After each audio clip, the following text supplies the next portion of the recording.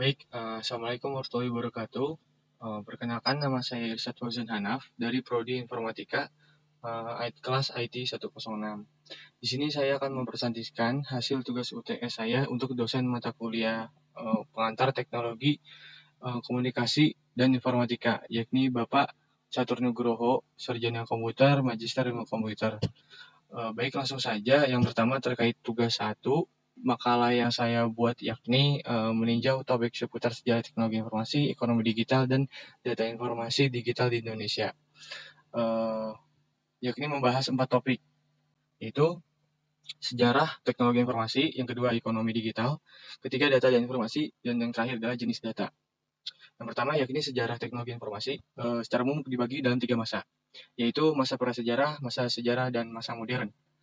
Masa prasejarah merupakan periode waktu ketika manusia belum mengembangkan sistem tulisan dan bahasa tertulis. Komunikasi pada masa prasejarah terfokus pada pertukaran informasi terkait berburu hewan, menunjukkan kebutuhan dasar manusia untuk berkomunikasi dan berkoordinasi dalam kehidupan sehari-hari.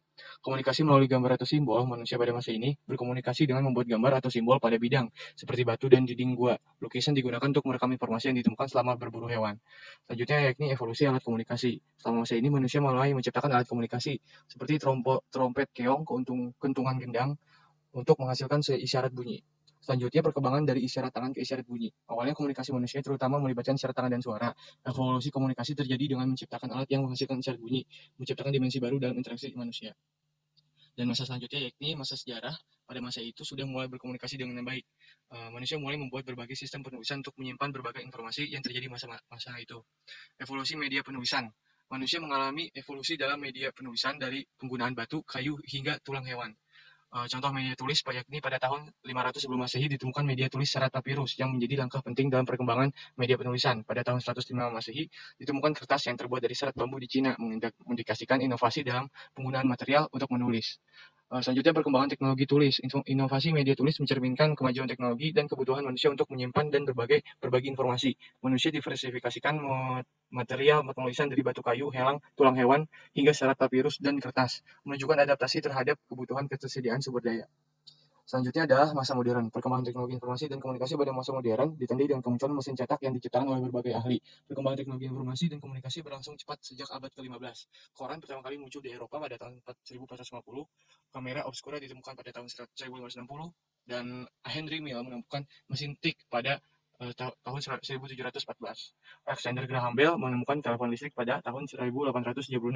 Teknologi informasi dan komunikasi masih terus berkembang pada zaman modern, dan beberapa barang atau produk yang diciptakan masih berfungsi bahkan hingga saat ini. Seperti program email yang diciptakan oleh Ray Tomlinson pada 1972 hingga membentukkan World Wide Web oleh CERN pada tahun 1992. Dan penciptaan berbagai brand personal komputer seperti smartphone dan gadget lainnya yang memiliki berbagai kecanggihan masing-masing.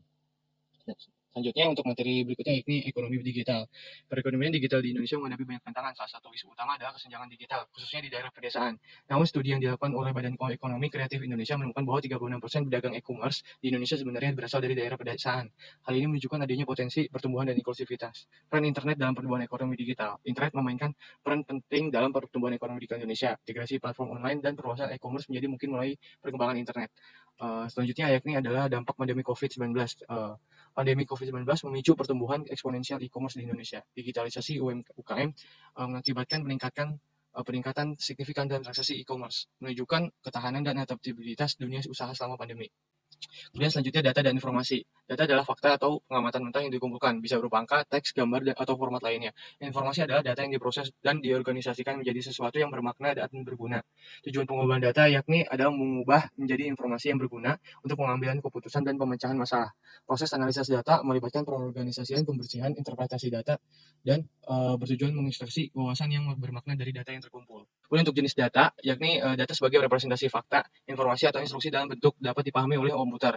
Jenis data merujuk pada kategori atau tipe data yang dapat diwakili oleh variabel atau nilai. Konversi data melibatkan proses mengubah data dari satu jenis atau format ke jenis atau format lainnya.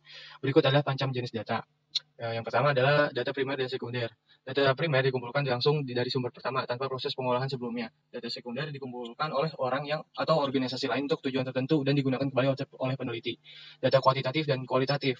Kuantitatif yakni diukur dan diekspresikan dalam bentuk angka atau kuantitas. Kualitatif, deskriptif, tidak diukur secara numerik, menyediakan informasi tentang kualitas atau atribut.